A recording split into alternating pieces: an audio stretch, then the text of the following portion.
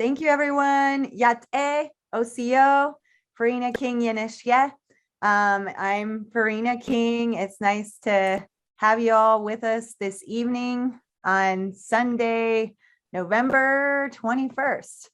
And I'm on the editorial board of Dialogue. I'm a member of that. And I briefly said my name in Navajo, but I'll also introduce myself by clans. I have some relations here, even, the fellows on this panel. Bilagana nishle do kiani bashish chin, Bilagana dashache do sinijeni dashanale akot ego sa nishle. So just calling out to my relations out there. And I'm really grateful to be with you all this evening to talk about this awesome indigeneity and Mormonism issue that Dialogue recently published this past summer, 2021. And this is Dialogue's newest initiative, Dialogue in Review. And I'm going to give kind of more this brief introduction, and then we will have a opening prayer with Cynthia Connell, who hopefully can join us soon. And then I'm going to share a song actually and do a brief introduction of the panelists, but they are mostly going to have some time to share background about themselves and how they became involved and contributed to this wonderful issue. So some brief background about Dialogue in Review and this meeting is Dialogue in Review is a quarterly webinar series that features some of the journal's contributors and sometimes other people, maybe folks who can talk about these subjects from their different backgrounds and perspectives. And we come together and talk about the most recent issue. We start today talking with authors from Dialogue Summer 2021 Indigeneity issue, as I shared already. If you haven't yet read it, that issue, along with the entire 50 plus years of the journal scholarship, poetry, essays, sermons, fiction, and art, as well as all of our digital offerings, including this new series, is accessible at dialoguejournal.com. And that is just incredible because I get messages all the time still of students or different people who want to read some publications, but they don't have access to it. So this is open access and something to share and to read, right? And to talk about, as well as there's some really awesome features. Some of the contributions to this issue have an audio done. And I know I did a piece about my father and his journey of healing and how he became a doctor. And I was able to read that out loud, and there's others. So check that out. For today's panel discussion, if you are with us live on Zoom, you are welcome to post, please, respectful and relevant comments and questions in the chat. We'll also follow along with what folks have to say on Facebook, where we are also live. Our conversation today engages with important perspectives on indigeneity and Mormonism. The views expressed are those only of the individual panelists. Even for myself, I always share that I am a Dene do Gamali, Bilagana woman, and that's my distinct perspective, and I do not speak for all Navajos or all those people. So that's something we want to emphasize here. We're speaking as individuals. These panelists, we do not necessarily reflect our perspectives, or our voices do not necessarily reflect those of the Dialogue Foundation, the Church of Jesus Christ of Latter-day Saints, or any other organization. They also do not necessarily represent those of other Indigenous Latter-day Saints or those adjacent to this faith tradition. We speak from our experiences and honor our ways of knowing and the self-determination of all of God's children. We are grateful to each each of our panelists for their willingness to share their time and perspectives as we follow Dialogue founder Eugene England's directive to, quote, truly listen to each other, respecting our essential brotherhood and sisterhood, I'll add, and the courage of those who speak. Dialogue, he reminded us, quote, serves both truth and charity. And I really want to thank Rebecca for bringing us together. She made this happen too, and the fabulous, wonderful people at Dialogue that made this issue happen, Taylor and so many others. And then acknowledge as well, no matter where we are, a lot of these conversations of indigeneity, they can't happen without us also recognizing that we all are in Indigenous lands and there's stories there and histories that matter and lives that matter of Indigenous peoples. And so I'm speaking in Cherokee Nation of Oklahoma and the United Kituwa Band of Cherokees, which the Cherokees came to through the forced removal of Trail of Tears. And it was ancestrally the homelands of Osage people. So for me, I'm always really thinking about that with my students and where I'm coming from. I'm a history professor at a historically Native American university, Northeastern State University in Tahlequah. And it was founded by the Cherokee as the Cherokee National Female Seminary. So that's really always front and center in my mind. And I hope and ask you all, continue to learn of the Indigenous peoples and communities and how to support them surrounding you. That's something I really want to emphasize. Now, let's begin with a prayer and invocation shared by Cynthia W. Connell. And Cynthia, thank you for joining us. I'm going to briefly share some background about you because you are great, and it's great to see you today. Cynthia she graduated from Brigham Young University with a bachelor's in English. She was called as a full missionary to the Arizona, Holbrook, Arizona Phoenix mission. While a student at BYU, she was called to serve as the Native American Cultural Specialist for Temple Square. During her time at BYU, she was employed as editor for the Eagle's Eye magazine. And for those who don't know it, the Eagle's Eye was founded as a Native American student magazine at BYU when BYU once claimed one of the largest Native American student populations in the country and were spearheading in Native American programs at that time, in especially the 60s and 70s. During her after graduation, Cynthia worked in Native education in public schools. Her writings have appeared in various media publications, including the Ensign magazine, By Common Consent, and most recently, the Exponent 2 magazine. She and her husband, Richard, served as alumni presidents of the BYU Former Student Officers Society and the BYU Native American Alumni Association. She and her husband are the parents of 3 children, and at this time are enjoying being first-time grandparents. Congratulations, Cynthia. And Cynthia's multicultural heritage includes Saponi, Cherokee, and Algonquian Indigenous peoples. Thank you, Cynthia. Can you open with a prayer, please? Our kind, beloved Heavenly Father, at this time we are so grateful for the technology that allows us to meet together, for those who prepared their hearts and their minds to be able to be on this panel, and for their willingness to expose the thoughts and feelings of their minds in such a way that we might learn not only intellectually, but spiritually. We ask that Thou would help us during this time of illness for our nation and world, that we will be mindful of those who have passed on to the other side, and for those families that are going to be without loved ones this holiday season. We pray that their spirits might be comforted.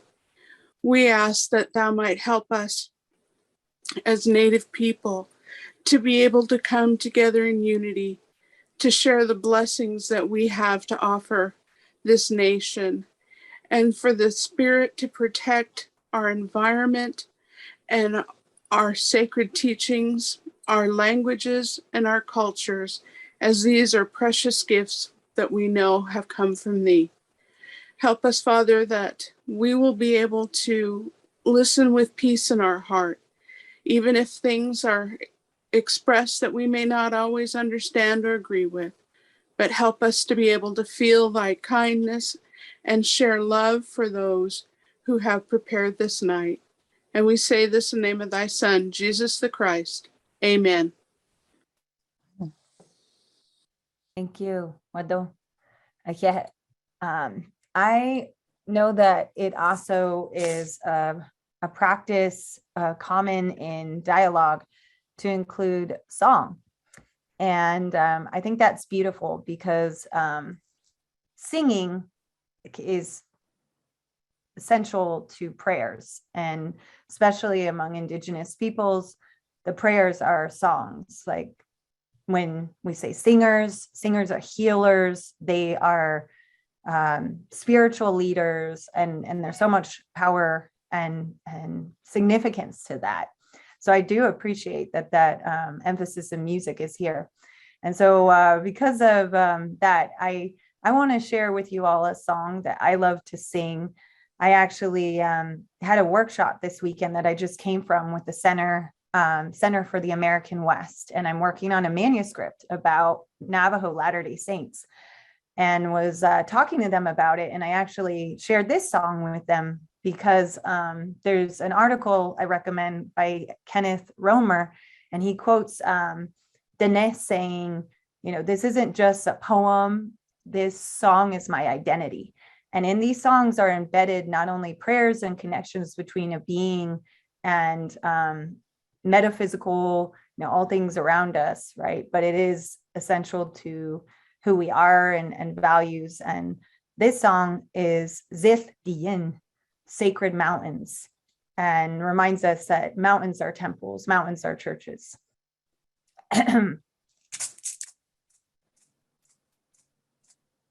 Hey ne yanga, hey ne yanga, hey ne yanga, hey ne yanga.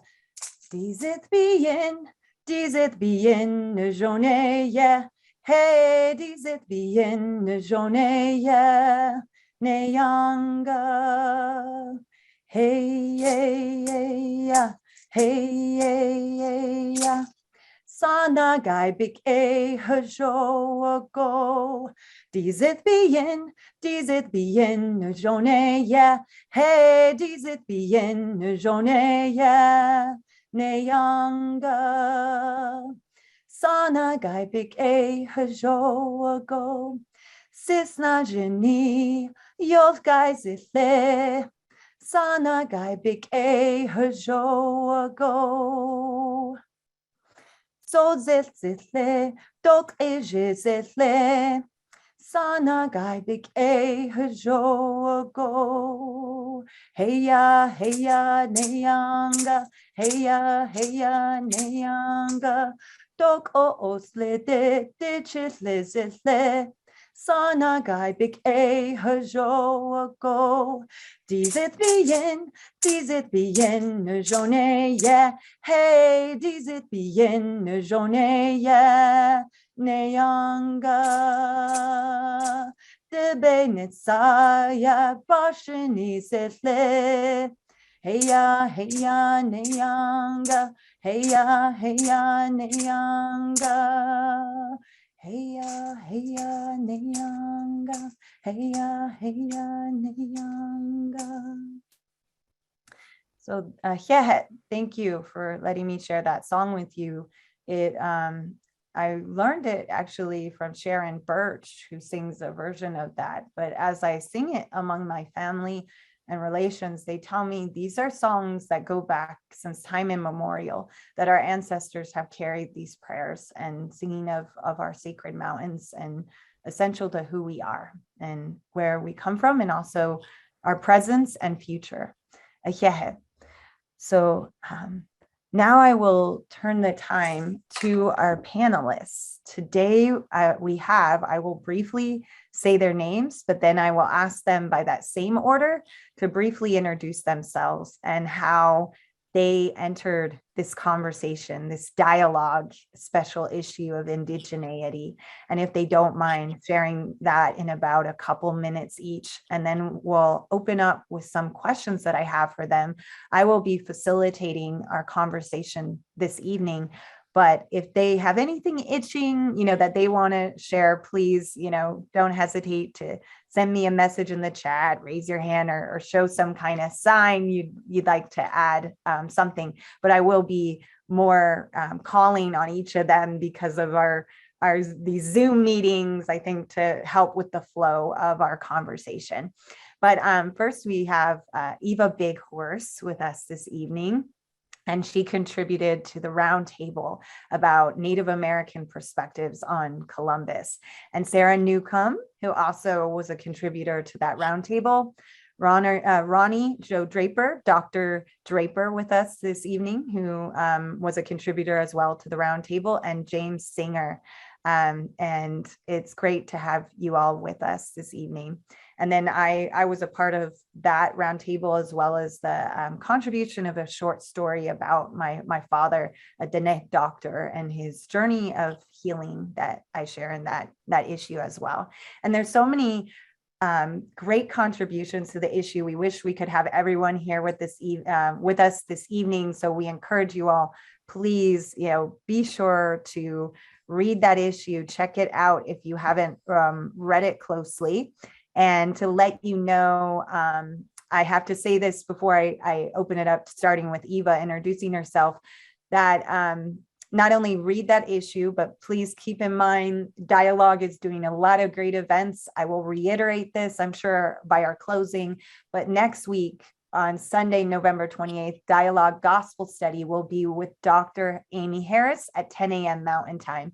So everyone is invited to that. All right, Eva, can you go and introduce yourself and how you entered this dialogue? Hi, Farina. Yeah, sure.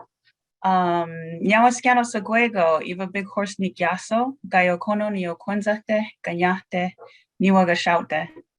Hello, everybody. My name is Eva Big Horse. I am Turtle Clan of the Cayuga Nation, born for the Hashkahadzoho clan of the Diné Nation. I was invited to contribute an article based on an experience I had as a student at BYU about a decade ago. And at that time, I was just friends with Farina. We met on campus and she interviewed me for some research that she was doing. So that's how I met Farina. And then we've just been friends ever since. And this opportunity came about and we've had lots of conversations about Columbus and indigeneity, especially at BYU, as Indigenous members of the Church of Jesus Christ of Latter-day Saints. So glad to contribute and participate in the discussion today. Oh, yeah. Sarah Newcomb. Amahua, Sarah Newcomb Diwau, Timtianu Ama, Lakskik Deep Digu. Good evening, I am Sarah Newcomb. I am Tsimshian of the First Nations. I am of the Eagle Clan. I am currently in Dallas, Texas, land of the Wichita, Comanche, Caddo, and Cherokee, and other smaller tribes. I have a bachelor's specializing in nonfiction and creative writing with a minor in philosophy, and I have an associate's in journalism. And I've spent the last 4 years writing, blogging, and speaking about my experience being raised as a Lamanite. I do this to honor both younger generations and to honor my ancestors, to acknowledge their history and the continuation of my people. And through some of my work, Farina had reached out to me a few years ago, and that's how I kind of got to know her and became part of the dialogue issue. And in that, I wrote about some of the experiences I had and what I was taught about Indigenous history and some of the problems that came from that. And I ended my article with focusing on honesty towards children. My Tsimshian teachings about family, acceptance, and balance are why I not only speak up for their true history, but also speak up for religious freedom, including towards those who identify as Lamanite. That I hope we might continue to discuss these issues and show kindness and support for Indigenous religious paths and wisdom and future conversations. Toyaks at noon. Thank you. Oh, yeah. And James Singer.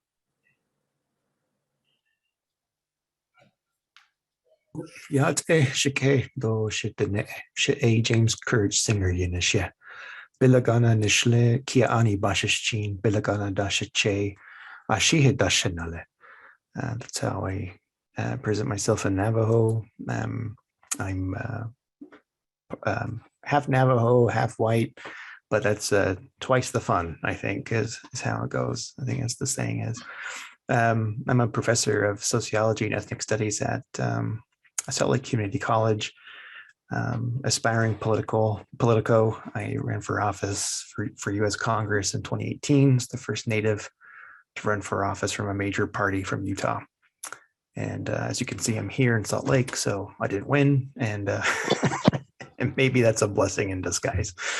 But Farina and I connected on this issue from in reaction specifically responding to Clark Hinckley's book and how he was presenting his so-called history about Christopher Columbus and the church. And so we had a wonderful panel at BYU, and it was well attended, and I think it had a great response. And because of that, we I think it was the impetus to have a writing session to put into dialogue. And so I think we're all very proud of the product that has come about. So yeah, Farina, and I pass it on. Yeah. Thanks for clarifying that background too. I think that helps people who may not have read the issue yet to have that grounding. Dr. Ronnie Jo Draper. Ekwi, Nekna Ronnie Jo Draper. I am from the village of Wispus. I'm Yurok. And I have the great fortune of joining you from Yurok lands here in what is now known as California. My internet is coming in and out, so I think I'm popping in and out as well. So I apologize for that, but I think those are our current issues, one of the current issues of living and being on Native lands and in Native country.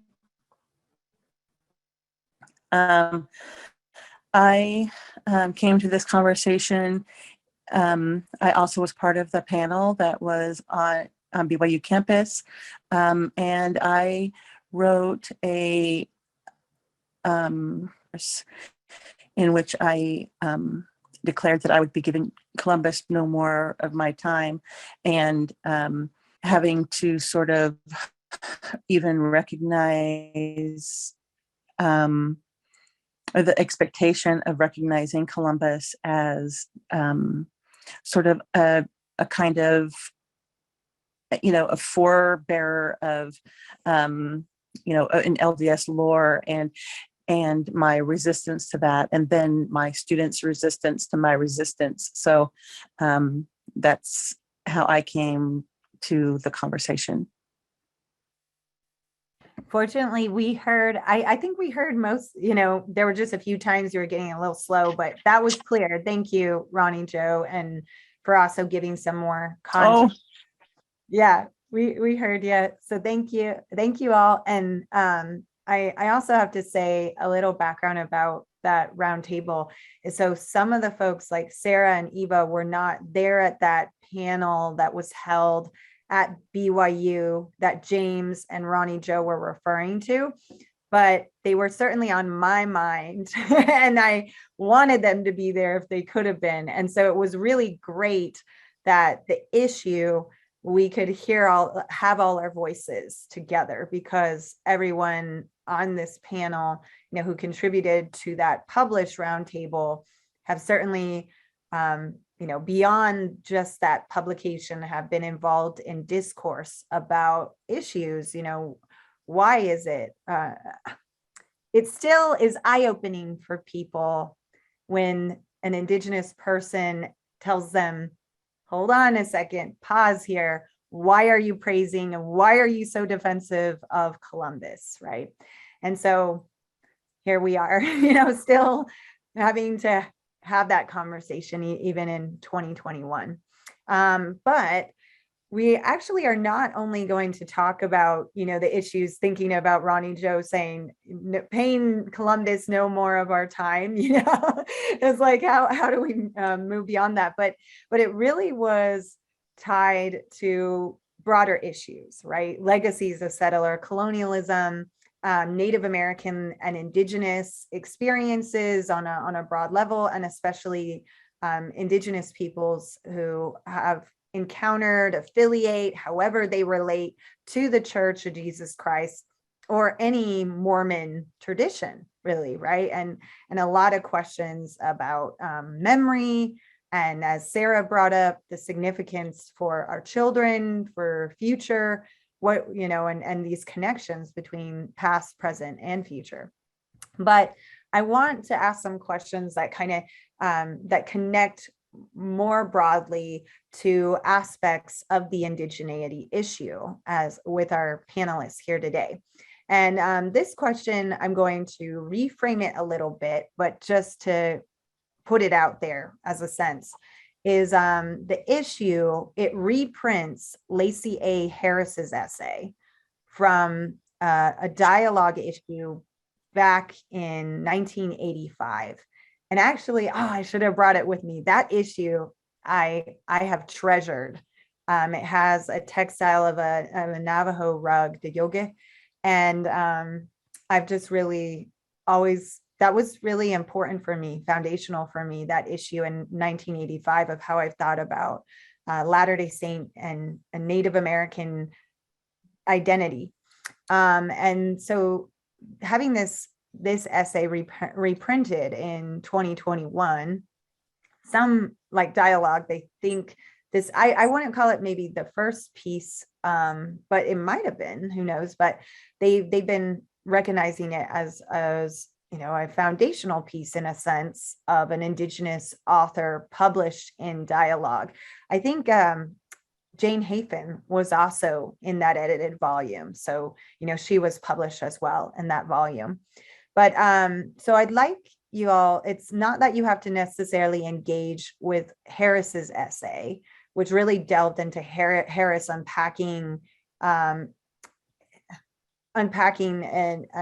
particular Indigenous Latter-day Saint identity, but considering what you think maybe from 1985, when there was an issue that was comparable to this issue, 1985, what was going on then, or even if you want to just think about how do our perspectives today in the 21st century, 2021, what do you think has changed, or some constants, in, as all of you have delved into questions of the past and issues of the church and Native Americans and people who identify as Native American and Latter-day Saint in all these different ways. So that's something I want to put out there to reflect on. And who will I ask to go first is, why don't I ask, let's hear from Sarah. Do you mind talking about that, getting us started on that? Because I know you've thought a lot about Lamanite identity or appropriations of Lamanite. Yeah, I'm happy to dive in. I think one of the biggest things that have changed since 1985 is simply the age of information. We have so much at our fingertips now. Like, that was a contributing part for me.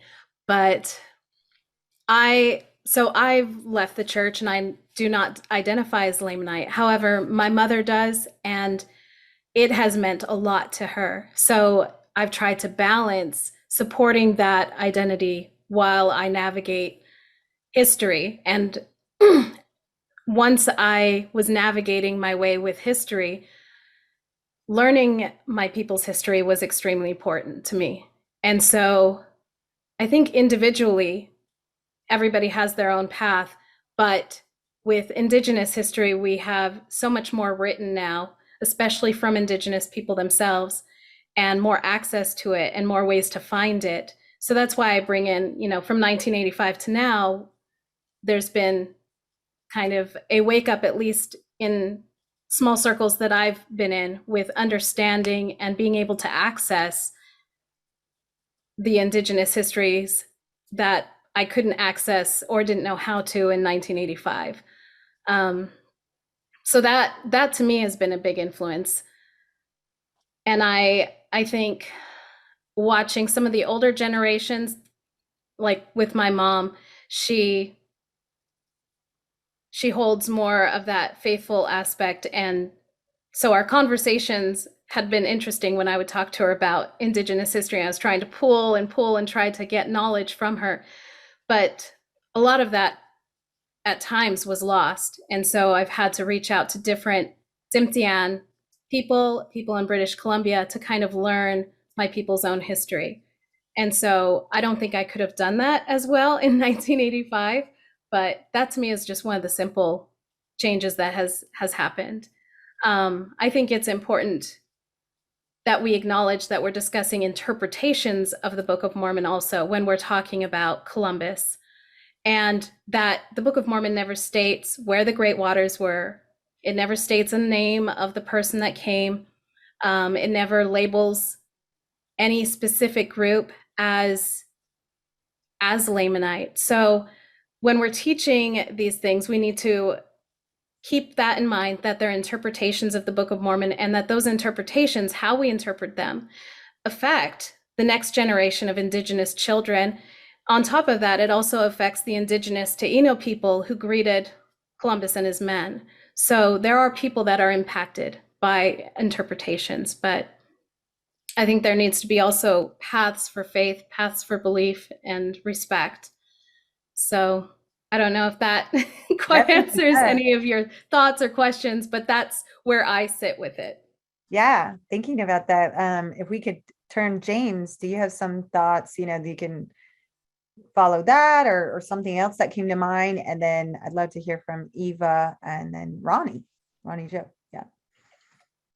Yeah, Sarah brings up some interesting points there about Lamanite identity. And I've noticed that since 1985, especially after President Kimball, right, had passed and we had the ascendancy to President Benson, it felt like there was a shift in the church. Actually, its focus changed from actual Native Americans to the Latino and Hispanic populations. And so I remember feeling the change, right? We had a Native branch, I think, up here in Salt Lake City that was canceled. Basically was canceled. And then we saw the expansion of the church internationally. And that moniker of Lamanite wasn't attached to these people. And so I felt like maybe it hit the narrative a bit better because of just how successful the missionary work and the expansion of the LDS Church in South America and Latin America, and how maybe didn't fit as well for natives here in the United States. And so there is something that I thought was just a big change in how the church started to talk about Lamanites and what that meant.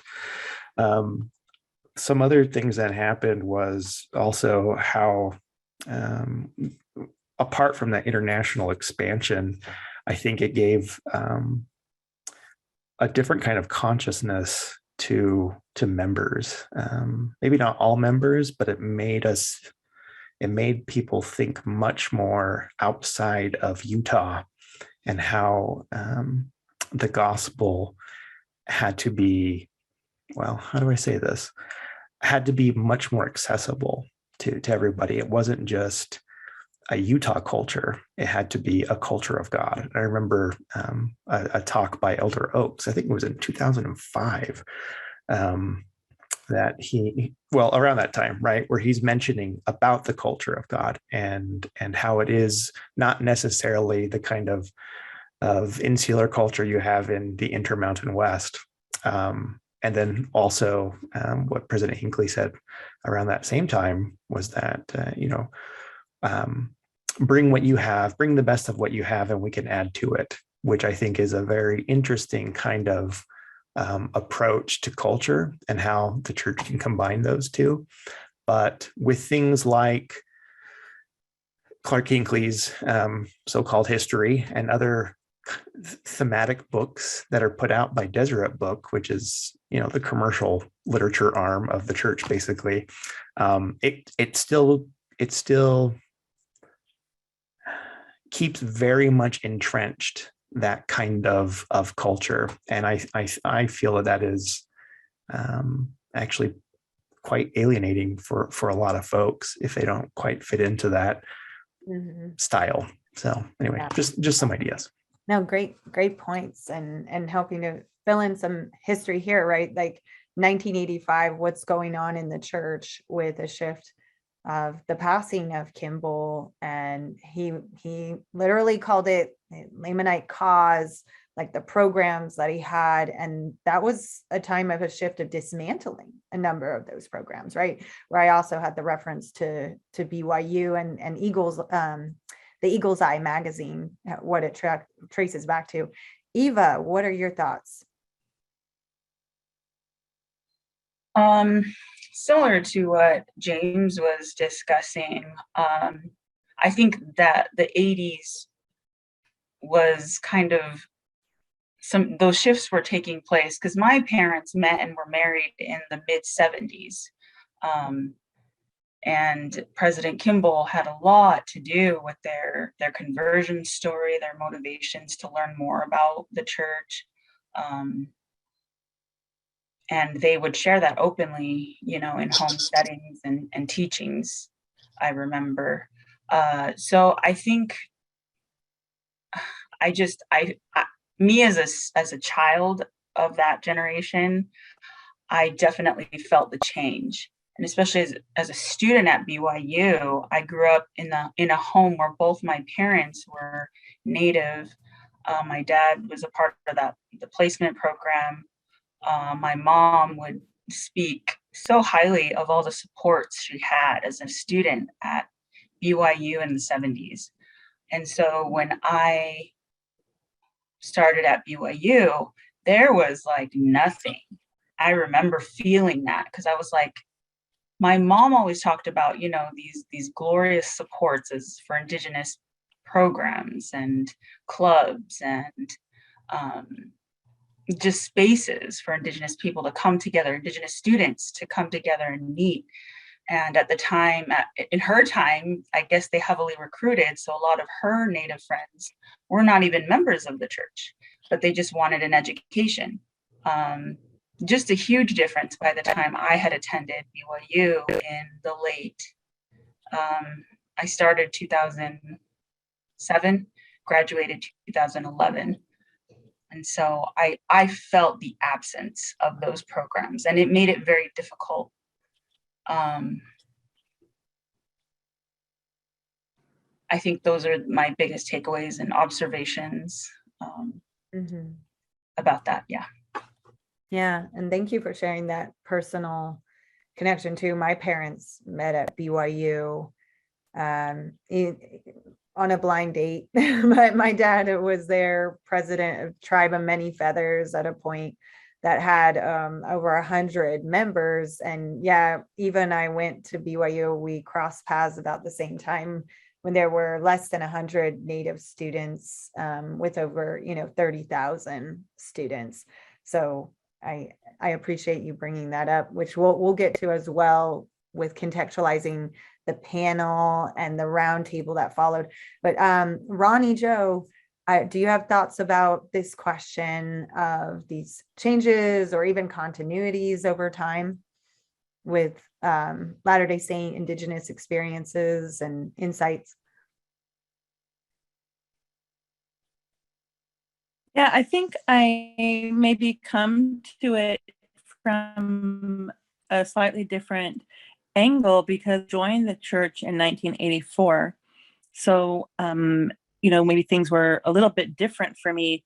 I remember, of course, a little bit of a wrestle with the missionaries who insisted that I was Lamanite when, and I insisted that I was not.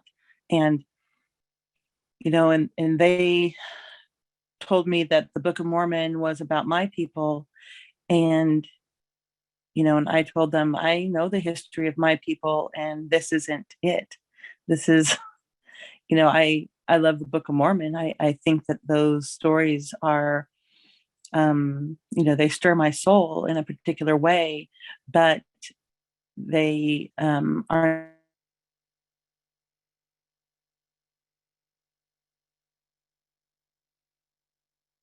Oh, I think we lost Ronnie Joe for a minute.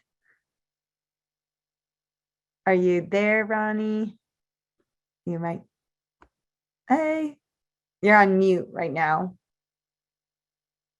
But you were just saying, and I appreciate you said you've come into it from a different angle of you joined the church in the 1980s and you were like having debates with the missionaries, telling them, so go ahead. Right.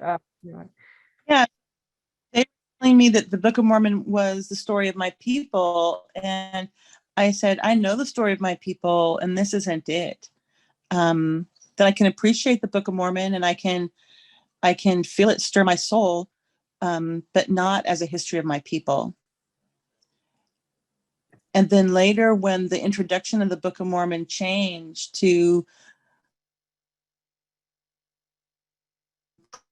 that it doesn't represent a history of as originating as of the Americas, I felt vindicated. I felt like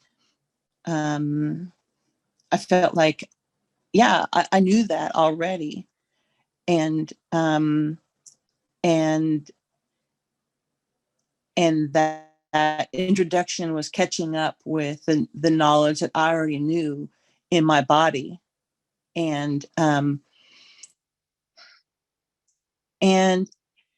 wish it had been louder, the change to that introduction to validate what I knew. But it seemed like that change was just a quiet change. And that I think that even some people I meet now don't know that change is there. Mm-hmm. And yeah. that frustrates. Mm-hmm. Yeah, thank you. And then in case someone suggested if your internet is kind of in and out, maybe turning off your video and trying audio, but we were able to hear most of that, and thank you for sharing. That's so powerful to think about how you are saying this is not a history of my people when confronted with someone telling you the Book of Mormon is a history of your people. So watching time, we're already well into this, but we only have a couple more questions. And this one question, I'm going to frame it as it actually gets at the round table, back to the round table that folks here contributed to, of, James is mentioning Hinckley's book, and how the panel in many ways was a response, to be honest, to the book, but more than that, right? It's was finally a platform, I think, for Indigenous voices in this matter of how the Book of Mormon, as Sarah is being interpreted, right? And as she emphasized. And in the piece, Eva shares experiences about how when she was a student at BYU, how she tried to bring awareness even before the panel, that we had years later. She was there as a student trying to bring awareness to this interpretation, what it means, the impacts from an Indigenous perspective and voice. And Eva delves into some really complicated aspects that I think Ronnie Jo's statement also, what she just shared, also gets complicated and messy, is right that when we say Native American and say Indigenous, there's a lot of different perspectives. People coming, even this panel, we have a lot of folks coming from different places, our upbringing. I've met some Native American converts to the church who believe the Book of Mormon is their history. They really believe that, although Ronnie Jo has confirmed it is not, right? And so what I'm wondering is, there's questions about what BYU and in instructional structures in the church, their response to Eva, for instance, and how they keep bringing in Hinckley to come speak.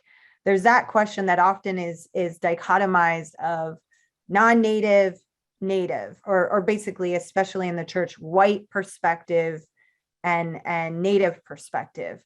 But what about, what happens and what is the significance of how do we get at more perspectives and one, there's kind of like swimming, going uphill of, there's a very dominant, like hegemonic voice of interpretations of the Book of Mormon, or, at BYU, at these institutions. Who did they invite again in 2021 was Hinckley. He was invited again, even after the panel that James, Ronnie Jo, and I were on. He was the one at Education Week, again, giving that same workshop, right? So there's that angle of what are your thoughts about, how often these mainstream is seen as a homogenous perspective that is especially from a white interpretation, but how then can you access and really project Indigenous voices and perspectives, and then what kind of complexities come into that, right? That even Eva's story and other stories get into, because there are so many different perspectives. So I'm opening up that. That's heavy on my big question here. Let me ask anybody. Ronnie, do you want to go first? Ronnie Jo? Yeah, I think that there are several layers, I think, to the problem. I think that, first of all, if Indigenous people are viewed as folks who need to be saved, which is how this, how we have begun, right? And how and if we look at the Book of Mormon, even as, if we look at the Book of Mormon as the origin of Indigenous peoples, then Indigenous peoples need to be saved. And if we look at the history of the Americas and settler colonization, still we have a perspective that's overlaid with white supremacy, where the Indigenous peoples of the Americas also need to be saved because of their lack of knowledge of Christianity, or their because of a misunderstanding, or the lack of understanding of how the way Indigenous peoples of the Americas participated in agriculture and their ways with government, culture, the arts, ceremony, all those things appeared to those who came here as or savage or less than or uneducated or whatever. Mm-hmm. So if we're a people, oh gosh, am I breaking up again? If we're people who need to be saved, we're certainly not a people then who need to be listened to. We're not a people. I'm sorry, go. Oh yeah. So you were saying, I appreciate this so much. You were saying that if we're seen as, if Indigenous peoples are seen as a people to be saved, then they're not ones to be listened to. That's what you just said. Right. We're not the ones to, we're not going to be seen as the ones who can save. We're not seen, and I think that's, the challenge of even the Columbus story. If we see the person who crossed the great waters, the many waters, as if we insist that person has to be a white person, and we don't imagine that person could be an indigenous person preparing this land for Christ, then we can't imagine that indigenous are ones who can offer us words that would prepare us for the divine and for the Creator. So, our stories have our stories lock us into what's possible, and right now, what's possible is instruction from white people, and so that we're locked into that future. Wow. Thank you. That is so well said. Really powerful. Thank you. Eva, do you have thoughts about this?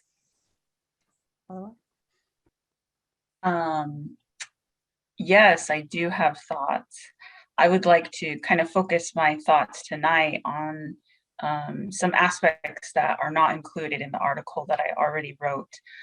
There's some key points there, but just as you were reading the question, Farina, some things did come to mind that I know that Indigenous people are facing today.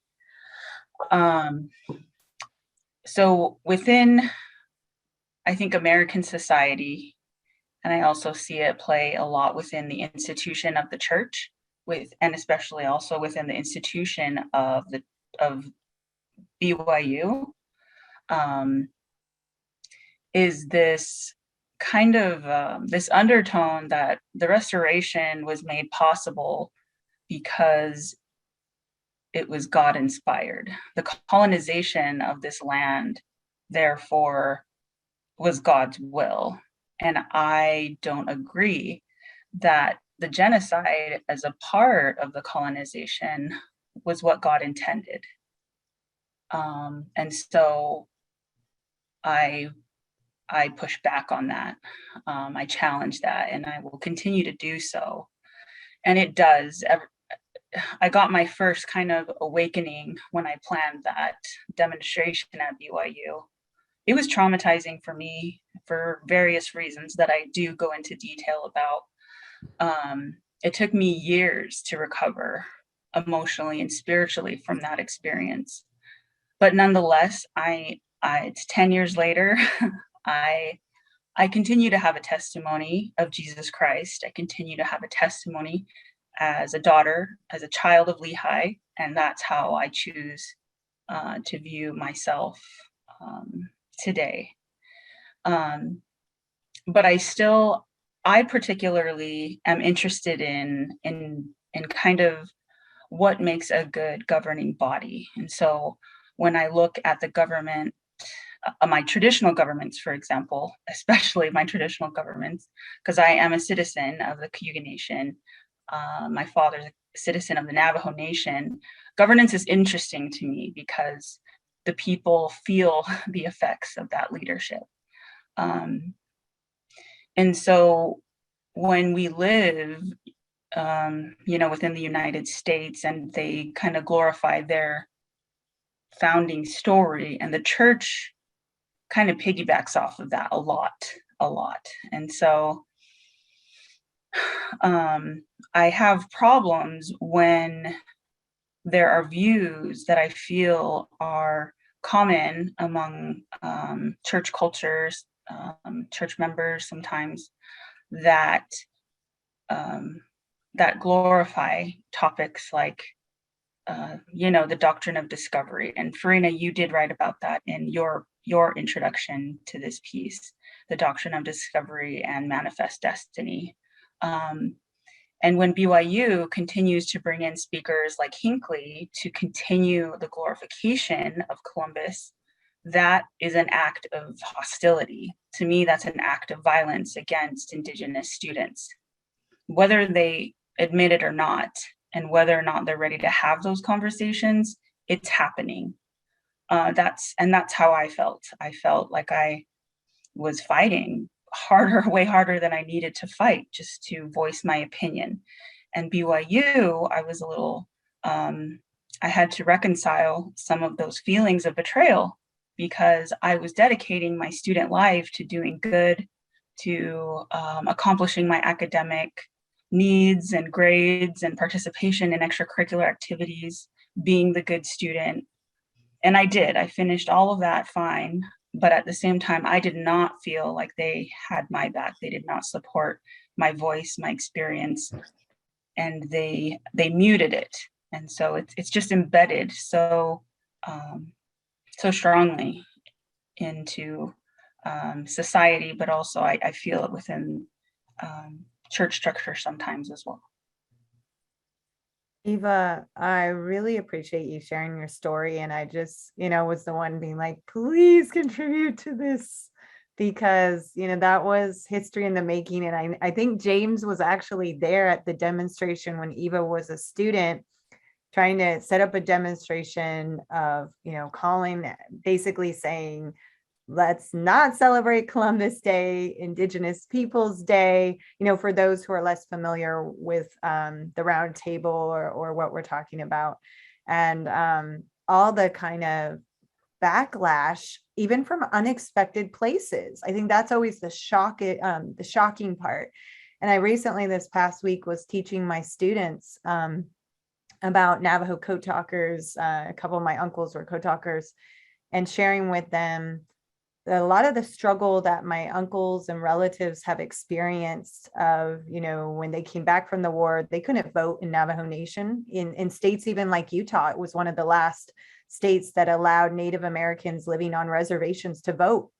A lot of that voter suppression that I know James' work goes really into, and other folks here, or even more, the struggle of getting by. Some veterans who come home to no home, like their homes, and that they had to keep confidential for various reasons, their service. And one of my students said to me, she summarized it so well. I was like, whoa, I got to write that. She said, basically, it's like they went to fight enemies abroad, and then their neighbors, they don't know who to trust. Even their neighbors could be their enemy. And it's like they're facing it on all these levels. And just what you said, and kind of reflecting on your experience, that's really traumatizing when people who are supposed to have your back are shooting at your back, are stabbing you behind the back, and revealing those kind of true colors that they're not even conscious of. They don't even understand how they're being violent. And that's really awful. James, and then Sarah, love to hear from you. James, do you want to go ahead? Yeah, no, I think this is fantastic. The main question I had coming up is why? Why keep inviting Clark Hinckley to these things? What good does this do, especially if there's already been, a round table, some discussion about this? I know that we're not the only ones that are talking about this. And I think the answer is, and not to be cynical, but it's just his namesake, right? His father was the prophet. He was the president of the church. That is a deeply invested kind of thing. Although we live within a democracy, I think we're enamored with the idea of a spiritual royalty, right? Kind of a lineage that continues on. I think it shows that strength over generations. But I think, I mean, his book is incomplete. I think it's actually really, it does a disservice to, well, I mean, it's an armchair history. I'll just say that. But then why promote this? I think it's because it is a faith promoting kind of book. It is already part of this narrative that's been constructed over, nearly 200 years now. Will not be that long. Where are we at? Yeah, no, we're up there. It's like 200 years, right? There is that, and that faith promotion, right, of having safety in solidarity. The reason we don't have a book authored by one of these people here on this panel today through Deseret Book is because that would be contrary. And we know what the church feels about the spirit of contention. So I think already, if we are presenting a message that is not in line with the set doctrine, then even if it's a wrong thing, like the priesthood ban, and at least in our case that we're talking about here, that Eva brought up, is this genocide. And that was the thing that I think affected me the most. Is this is doctrine. It is doctrine to say that the genocide of the Native Americans, one, it doesn't apply to the second article of faith, that people will be punished for their own sins and not for someone else's, right? No, it says specifically that Indians will bear the brunt because of what their ancestors did, and that this was a necessary step in order for the restoration of the gospel to come forward. So if we are presenting an opposing view to this, like this is pretty risky, I think. And so what I did is I had to pray about it. I said, you've taught me, I've been taught that I should pray if I have these doubts. Everything in my body, everything in my mind tells me that there would be no reason for a loving Heavenly Father to justify genocide to restore his church. There's just nothing in me that would say that. And the more and more I thought about it and prayed on it, the more that it came to me that it was, no, that is wrong. There is something wrong here. And it was then that I realized that the Book of Mormon is a book of faith.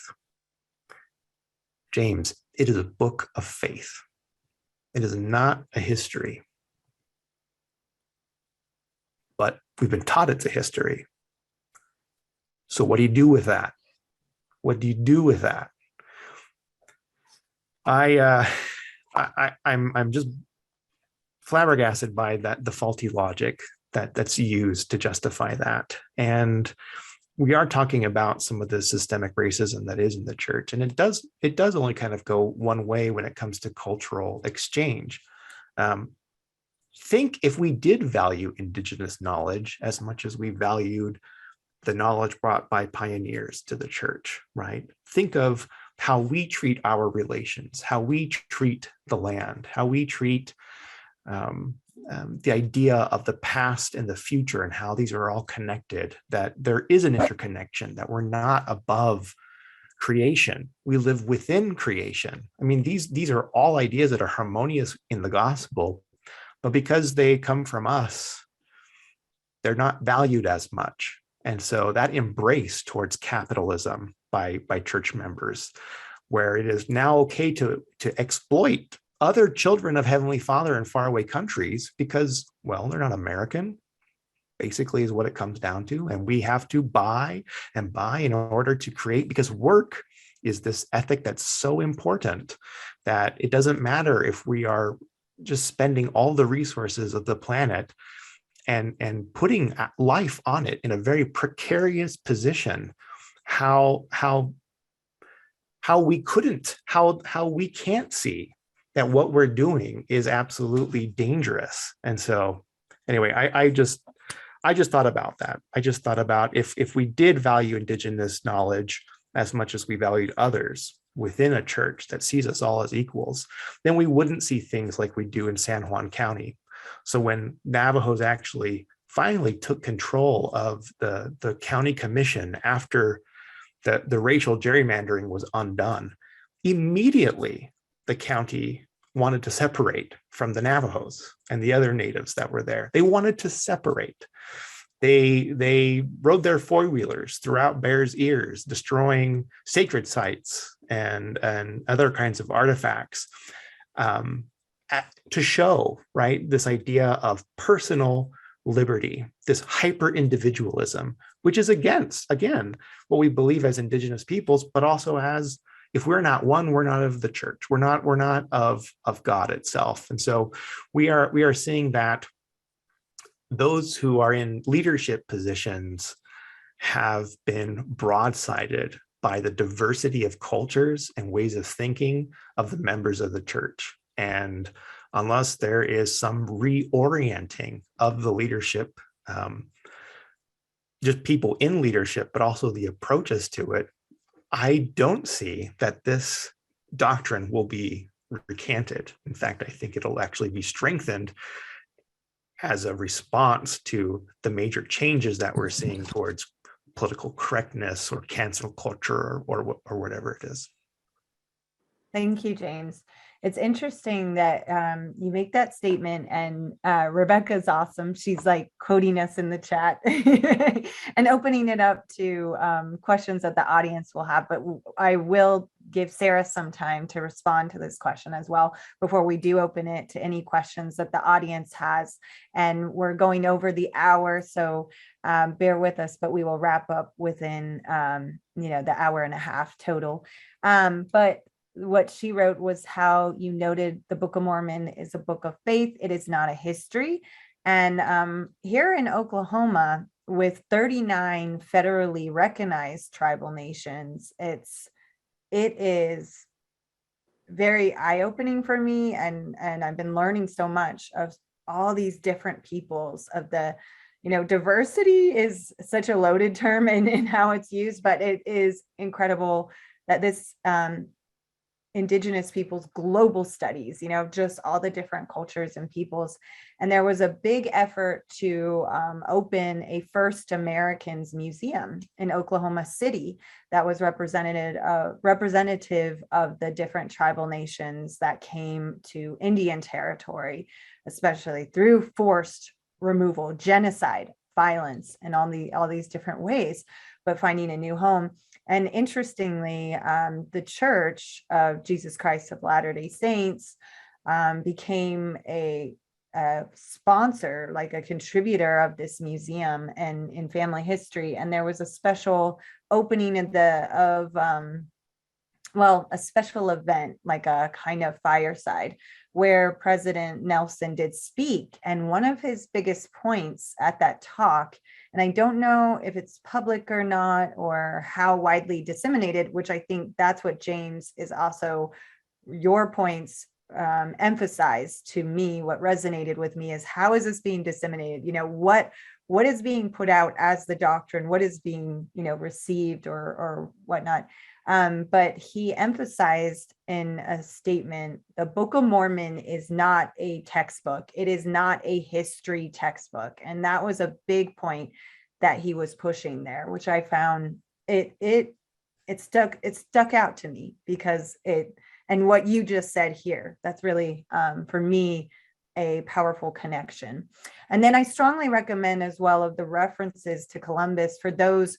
Unfortunately, I, as a historian, as a history professor, here we are, Thanksgiving around the corner, people asking, do I celebrate Thanksgiving or not? What, as we're unpacking and decolonizing or whatever people are trying to do, to be a better person, is that we're fed a lot of toxicity. We're fed a lot of lies and disinformation. And especially regarding Native Americans, that I think Ronnie Joe's comments got at earlier. I was a child, put a headband with the feathers on and the paper jacket, and then still like have conversations with my kids' school teachers, and see some things that I don't see much different from the time I was a child, of what little, and what little they learn about Native Americans, and even the erasure of it.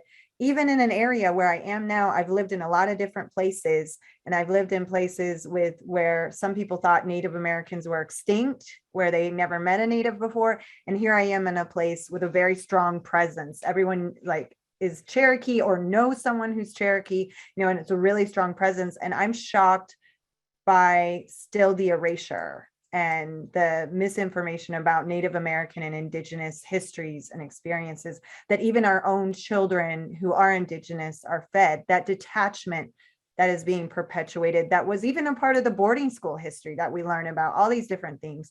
So add on top of that, religion or these other aspects that are, it's entangled, it's intertwined with these aspects. So I recommend reading Andre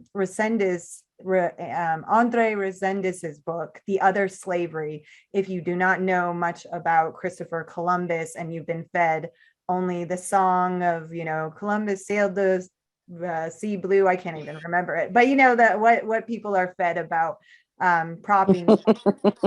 Yeah, I can't even remember. Sarah, I want to be sure we hear from you on this. Could you speak? Yeah, I've really enjoyed listening to everyone, and so many things that, well, Eva, you and James both spoke about how that history of stating that there was God, the whole genocide of our people was placed at our ancestors' feet, basically, for them being unrighteous or evil. That was one of the things that impacted me the most growing up.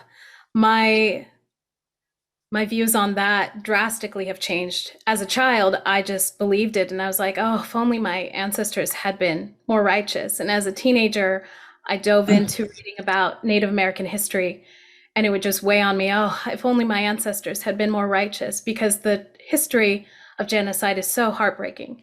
As I read about Columbus, I would think that as a teenager, oh, if only my ancestors had been more righteous. It placed such a heavy weight.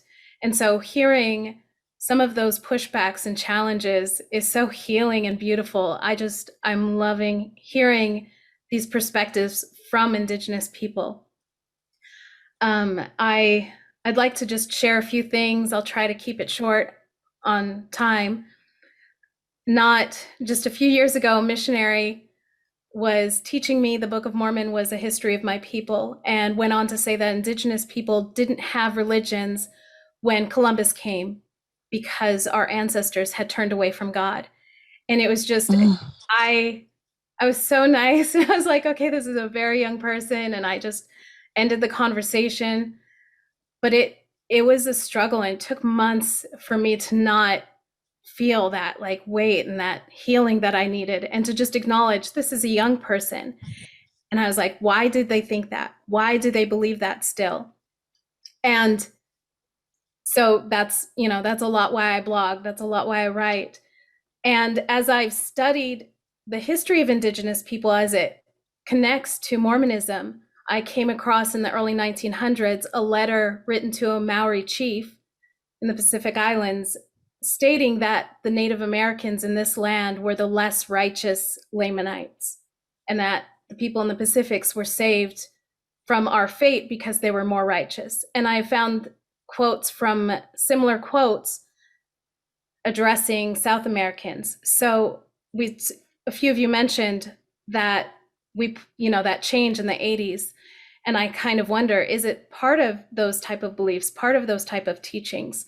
In 2018, I could be wrong, it was 2-3 years ago at BYU Hawaii at, not a fireside, I forget what they call them. Anyways, some people were being, the kids came and the students at BYU were being taught, and that same letter from the early 1900s that called our people less righteous in North America was taught to the Pacific Islanders there.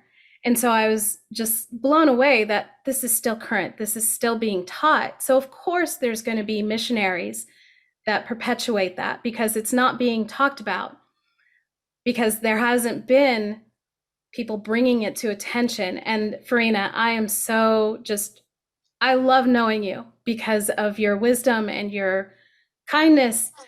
It's meant a lot to see, and it's been so healing for me to see people speaking about these things. I will just kind of end. I had some notes that I wanted to mention. Oh, that was what it was. You guys were talking about how you did the roundtable at BYU, and I wasn't able to make it. That's when you went to talk about Columbus, and I was just cheering for you all. And it wasn't a few months later, the next year, that the Come Follow Me new manual comes out and reiterated the Columbus teachings officially, after Indigenous people had done a roundtable trying to discuss why it was problematic. And as heartbroken as I was in that moment, I was like, oh no, we're back to the beginning. The fact that Indigenous people keep speaking out and sharing their wisdom, this is what will create change, at least in the Indigenous communities. Being able to show other Indigenous teens, children, families that they can maintain their faith, that they can maintain acceptance for different paths while also standing up for Indigenous people. You're doing it right here. Like, I'm just cheering for you all, and I absolutely love you all. This is beautiful. So that's all I had to say and wanted to share. Thank you, Sarah. You're awesome. I'm just like blown away by all that. And I know that Cynthia has been on with us too, and she had, some responses that I didn't, if she wants to share those, before opening to some questions, because she even had some thoughts even on your last reference to what is being taught, at these church schools, not only BYU, but thank you for also mentioning BYU Hawaii and indigeneity there and these aspects. Oh yeah, and Sarah mentions it was a devotional there. Yeah. I don't know, Cynthia, did you want to articulate some of your thoughts? I'm a little floored by someone suggesting that the Polynesians were spared the same suffering. I personally remember doing family history work about the Saponi people and reading, and in this year they died of smallpox. And in this year, the remainder had smallpox. And finally, they were left with a few hundred. And I remember how that impacted me.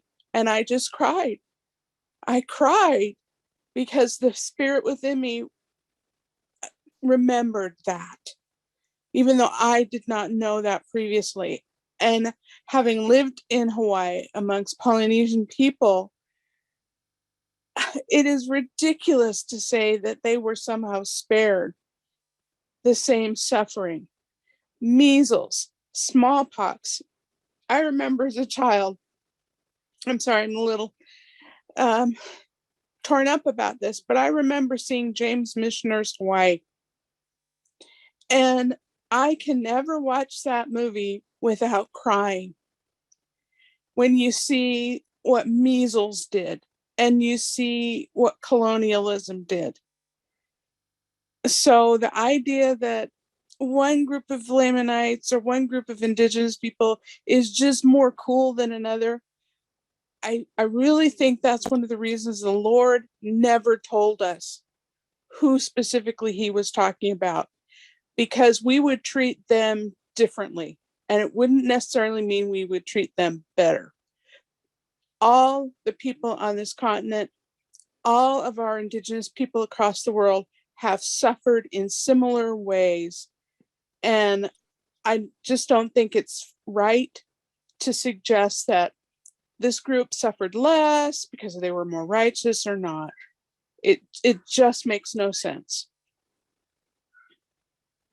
Thank you, Cynthia, for sharing that and your own connection there. A lot of us have shared, as I said, the schools that we're going to, the disconnect. My father was 5 years old when he was dropped off at a boarding school. James just wrote a beautiful, powerful piece. If folks want to look that up, I think it was for a publication of Teach for America, right, about his own father's boarding school experience. But thinking about that as there's more attention right now to unmarked graves of the violence and death that even children had. I think it's opening people up to, it's not only that, it's just this onslaught of, and in COVID-19, the pandemic, Native Americans and Indigenous peoples are disproportionately being affected by that. This is not happening out of a vacuum, right? And people facing what are these ongoing impacts of violence and the, how are we needing to check ourselves, all of us, of really aligning with the values that are are told the golden rule, right? The foundational teachings, love one another, be one, as James says, are referred to in all these different aspects. So thank you for bringing that up. We have a few minutes left for folks who can stay with us to address any questions from the audience. Rebecca has been helping us to watch the chat. There was a question that caught my eye already in the chat, was someone had asked if there has been any kind of letter writing campaign to Salt Lake about these issues. Like, I wonder if any of you panelists have ever written to Salt Lake about these issues, about the kind of dynamics and struggles we're talking about here. As this is a question from Suzanne, thank you, who was told a number of the brethren or church leadership are influenced in idiosyncratic ways by letters. Anyone know of writing campaigns or have written a letter to the church leadership? I don't know of any, but they got a file on me, so I'm not going to write a letter. They know. No, I think that is a fantastic idea, but Same. the Same. tone, right? Just, it's such a, like, you had, just for an example, right, that one bishop up in northern Utah who was speaking out against the children and the interview questions with the bishop, and he was right, but because he didn't do it in the right way, I think he was excommunicated. So anyone wants to take that up? Well, something I want to mention, other folks say op-eds in newspapers, ways to write op-eds in newspapers, or anyone, not only, I mean, this is something that frustrates me, maybe someone of the panelists, what this question also evokes for us is it's also a balance of already, for a lot of Native American Latter-day Saints, they're facing so many affronts. I mean, I think Eva, when you were a student at BYU, when I was a student at BYU, I just felt like the weight on my shoulders of just trying to graduate, you're just trying to survive, and that's a student experience. What about people's just trying to eat, trying to keep their family together, trying to just like get by, and then asking us to solve, the problems that we didn't create necessarily, like there's that balance too, right? But yet a balance as well of not having, whites come in and again be the savior. I'm gonna save you, right? So how do we balance all these different dynamics there? Eva, you have your hand up. Go ahead. Yeah, just wanted to quickly comment here in relation to your comment and James' question about like writing letters and stuff. Once I had zero capacity, it took me a while to even draft this article with you, Farina, because I had to go back 10 years and kind of relive the experience. But I'm glad I did. I'm in a place where I'm good. I feel strong. I've had some long nights, with my savior that pulled me through, those dark moments where even members of the church and leadership just don't understand. And that will happen in life. And so I think as far as like letter writing to your local leadership is needed. Letters to Salt Lake is great, but please don't put it on the shoulders of the Indigenous members. That's not fair. We're less than 1% of the United States population, and even less than church membership. Even if every Indigenous member wrote a letter, it's not gonna flood mailboxes, So I think this is an invitation to all allies everywhere to write those letters. And me as an Indigenous person, I'm grateful for, the countless allies that I do have. And I feel, that kinship through actions in that way more powerfully than anything else. So just wanted to make that comment. Thanks.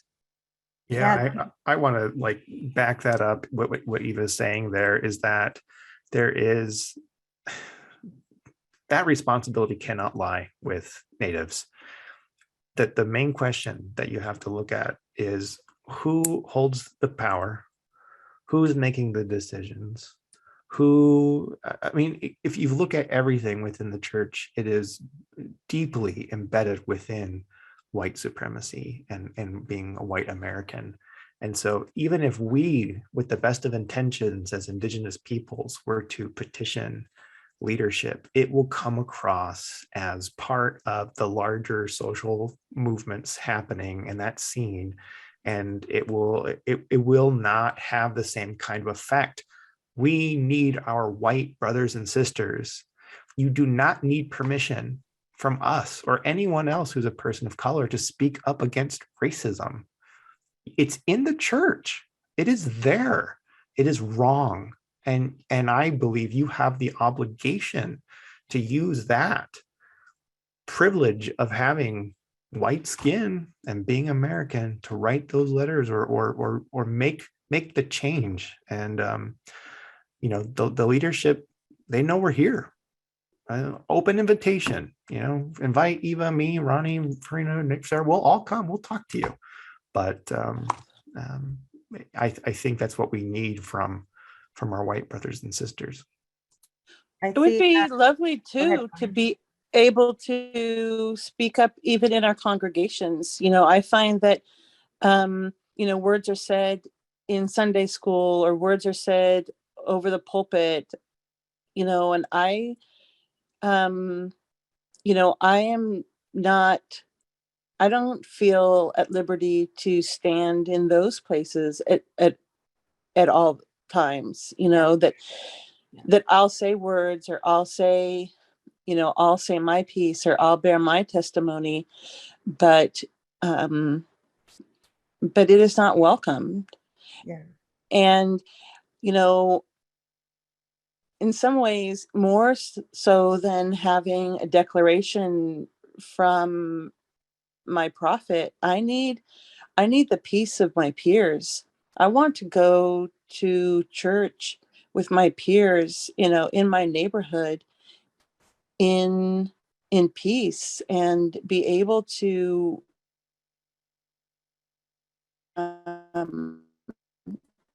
worship and become, that is literally from my neighbors. And I need my neighbors to be able to welcome me, to be able to welcome my body, to be able to welcome my past, to be able to welcome my future, my children's futures, my grandchildren's futures. And so I need my allies to speak up in church and to stand up in church and to say those words, and to bear testimony. And we're a testimony bearing people. And so this, it maybe is less about really writing letters. It's about standing in our holy places and saying our words. Yeah. Thank you, Ronnie. Cynthia has had her hand up, and then I have my husband has been here too, so he'll have a question as well, and he contributed to the roundtable as well, Brian King. But Cynthia, go ahead. I really want to second what Ronnie Jo was saying. There are places in my ward I can't go. I can't be honest. It's not safe. And I'm really sad to say that. But my personal feeling is we're told that there's a time when you can't give those unprepared virgins more oil. You have to stand with your own oil and be prepared. And to me, as Indigenous people, we have so much to offer. And if we stand up and say, this is how my people live, this is how my people got through, this is that, and we literally point a way to safety. And for me personally, when COVID was at its worst and we were all stuck at home and everybody was fighting amongst each other about politics in America, I didn't feel at peace but I saw a website coming out of the Calgary, Alberta mission. And it was for Indigenous people. It was sponsored by the mission up there. And guess what? I felt the spirit. So to me, rather than trying to fix everybody else and say, you've got this all wrong, let's redo this. Instead, let's just light our own lamp and put it up high. And then those who have the spirit to feel it, they will come and they will feel the Savior and they will know the difference. And to me, that's the only way of being able to deal with this.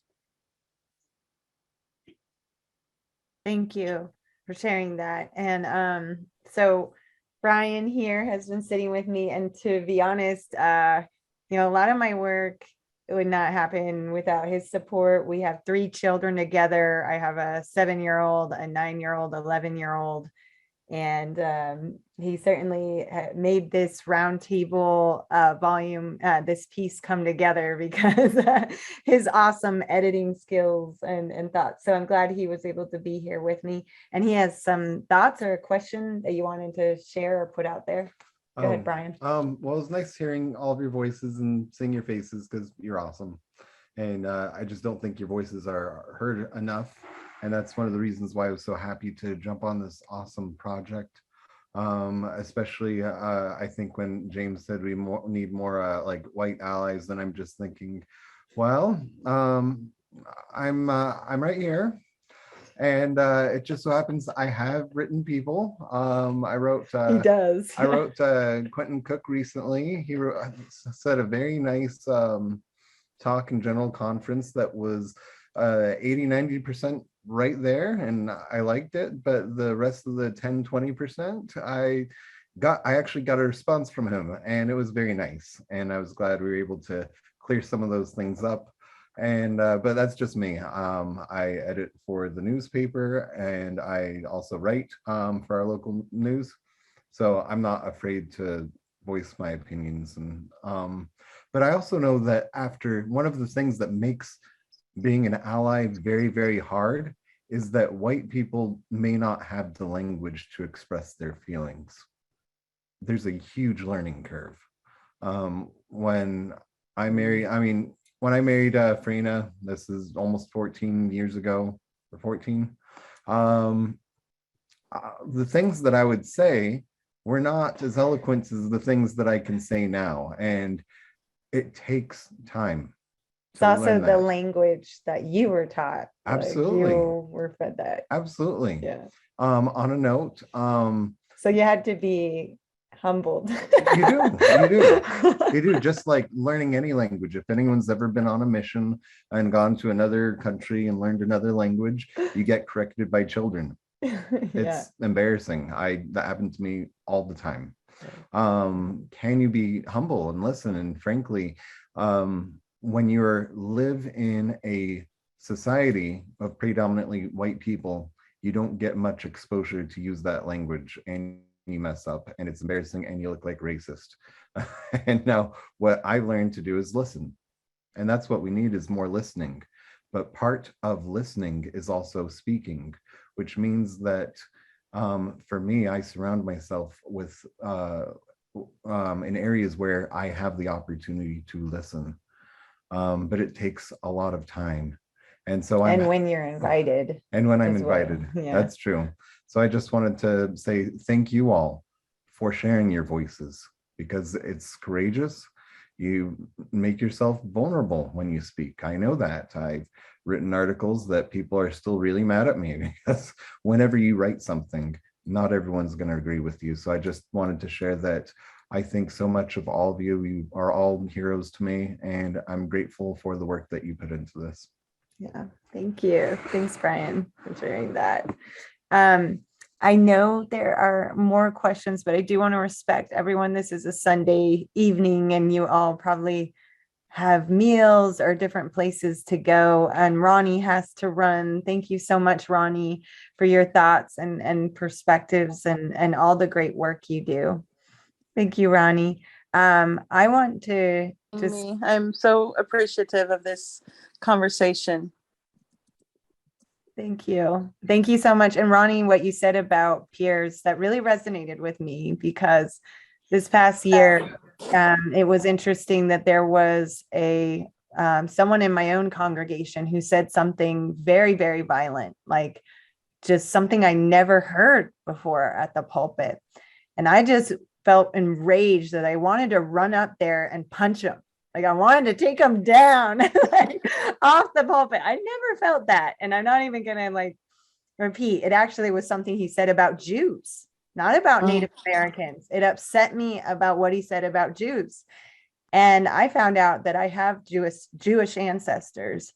And yet, even if I didn't, I still need to be willing, no matter what, no matter if anyone, disparaging another or saying something, we need to recognize that and be able to hear that. That's the listening, and to stand for all our brothers and sisters, and really do that. And so I had a confrontation with that person. And the crazy thing about it is he listened to me because I stood up, but I didn't punch him. I just kind of talked to him with love.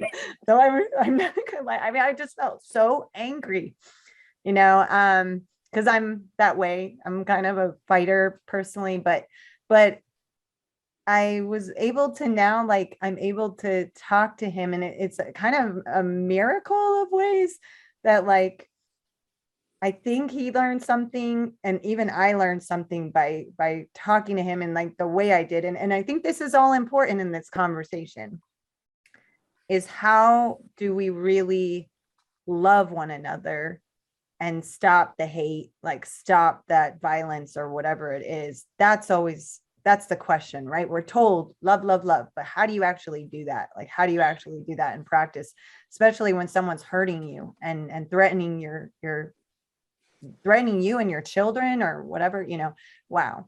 So anyway, I just thought prompted to share that with you all, and to thank you all for joining us here this evening. And please come again to Dialogue and hear Dr. Amy Harris on November 28th, and follow as Rebecca was putting in the chat, that we'll be sharing more of the materials, showing the video of the panel about Columbus, Indigenous perspectives on Columbus. That will be shared. It is available for those who did not get to hear that. And please follow everyone's great works. And there's definitely more conversations to be had in the future. Wado. Thank you, everyone. And we will close this evening. Thank you all for joining us.